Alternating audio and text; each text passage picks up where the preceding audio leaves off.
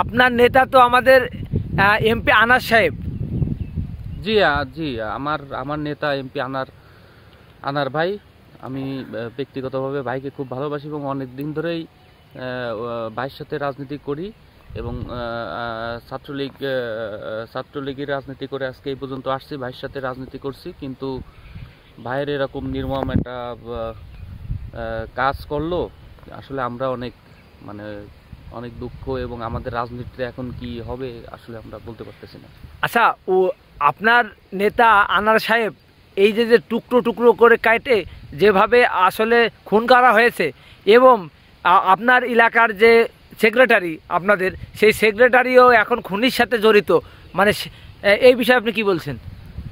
আসলে এরকম ঘটনা এর আগে আসলে জানা মতে এরকম ঘটেনি।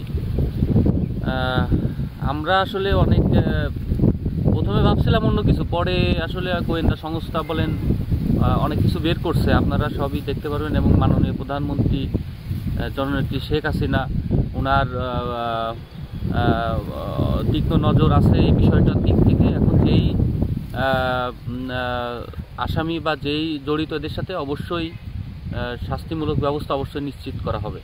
আচ্ছা, আপনার নেতা এমপি আনাস সাহেব, আপনি তো ওনার সঙ্গে অনেকদিন কতদিন রাজনীতি করছেন ওনার সঙ্গে? আমি ওনার সাথে প্রায় 8-10 বছর হয়ে গেছে। 8-10 বছর, তাহলে তো ওনার বিষয়ে আপনি জানেন। আচ্ছা, সবই জানি। আমরা আপনাদের আরো বলি, আপনারা জানেন যে বিশ্ব মহামারী করোনার সময় আসলে যেভাবে হয়েছিল, সেই সময় ওনার যে একটা বড় ভূমিকা ছিল আমাদের এই জেনে দেয়। আসলে এটা এটা বলার কিছু নাই। আসলে উনি যেভাবে জনগণের জন্য ওই সময় যা করছে, এবং ওনার প্রতিনিধি হয়ে আমরাই সব সময় পাশে ছিলাম, এবং উনিও সব জায়গায় যাইতে পারেনি, সব জায়গায় যাওয়া সম্ভব না। তারপরও অনেক জায়গায় উনি গেছে, ওনাকে বেরোইতে নিষেধ করলেও উনি তারপরে বেরোতো, জনগণকে অনেক ভালোবাসতো। জনগণ কি চাই, চাওয়া পাওয়া সব কিছুই আসলে, কিন্তু আসলে ভাগ্যের কি নির্মম পরিহাস। আচ্ছা, আপনার নেতা আনাস সাহেব, উনি সব মিডিয়ায় সব জায়গায় বলছে যে উনি একটা মেয়ে পাগল ছিল, একটা নুচ্চা ছিল, উনি মেয়েদের জন্য। না, এটা সম্পূর্ণ ভুল, সম্পূর্ণ বানোয়াট একটা কথা। আসলে উনি যাদের সাথে ওনার কাছে যারা আসতো, যারা জেলা আওয়ামী লীগ কমিটিতেও আছে, তারা এগুলোর সাথে জড়িত, উনি এগুলোর সাথে জড়িত না। এবং হয়তো তাদের সাথে ওই আপনি যা বলতেছেন, নায়িকা বলেন যাই বলেন, তাদের সাথে সম্পর্ক হয়তো আছে তাদের সাথে যদি ওই নায়িকারা যায়, তাহলে আমার নেতার তো এখানে কোনো দোষ ছিল না। আমার নেতা তো আর আমার নেতার কাছেও যায়নি। আচ্ছা, আপনার নেতা তো এই যে সোনা চালানে এবং অন্য মাদক ব্যবসায়ীর সাথে জড়িত ছিল? না, এসব কি আপনি জানেন? কখনোই না। আমার নেতা, আপনি একটা জিনিস চিন্তা করেন যে 3বার সংসদ সদস্য, জননেত্রী শেখ হাসিনা 3বার নমিনেশন তাকে দিয়েছে।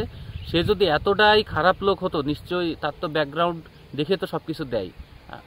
এখন তা নাহলে তো সে নমিনেশনও পায় না, সে এমপিও হতে পারে না। আর এমপি জনগণের ভোটে এমপি হয়েছে। এখানে তার বুঝতে হবে তার জনপ্রিয়তা কতটুকুন অবস্থা ছিল। এখন ষড়যন্ত্র করে হয়তো কেউ ভাবছিল যে আমি তাকে হত্যা করে কেউ এমপি হব, একটা স্বপ্ন দেখছিল। কিন্তু আসলে মানুষ তো বোকা, অনেক সময় মানুষ লোভে পড়ে অনেক কিছু করে, কিন্তু আসলে শেষ বেলায় এসে দেখা যায় যে আসলে সেটা আসলে হয় না। আচ্ছা, আপনার নেতার যে মেয়ে ডরিন, আপনার নেতা তো মারা গেছে, এখন এমপি কি আপনার ডরিন হওয়ার চেষ্টা করছে? আমাদের তো আসলে কোনো এখন কুল বা কিনারা আমরা পাচ্ছি না, কারণ আমরা আসলে এতদিন ধরে ছোটবেলা থেকে ছাত্রলীগ করে আসছি, এখন পর্যন্ত করে যাচ্ছি, ভবিষ্যতেও করব।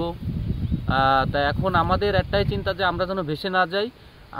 ডরিন আপুকে আমরা এমপি হিসেবে দেখতে চাই। মাননীয় প্রধানমন্ত্রীর কাছে আমাদের একটাই আবেদন যে ওনার মেয়ে অবশ্যই উনি যোগ্য, আপাও খুব ভালো, এবং ওনার মন মানসিকতা অনেক উদার। বিভিন্ন সময় সামাজিক কর্মকাণ্ডে উনি জড়িত আছে এবং অনেক সাহায্য সহযোগিতা করছে বিভিন্ন সময়। আমরা চাই যে ডরিন আপুকে আমরা এমপি হিসেবে চাই। আচ্ছা, আপনি সত্য কথা বলেছেন, এই জন্য আপনাকে ধন্যবাদ, এবং আমাকে সময় দেওয়ার জন্য আরও ধন্যবাদ। আপনাকেও ধন্যবাদ, সকলকে ধন্যবাদ।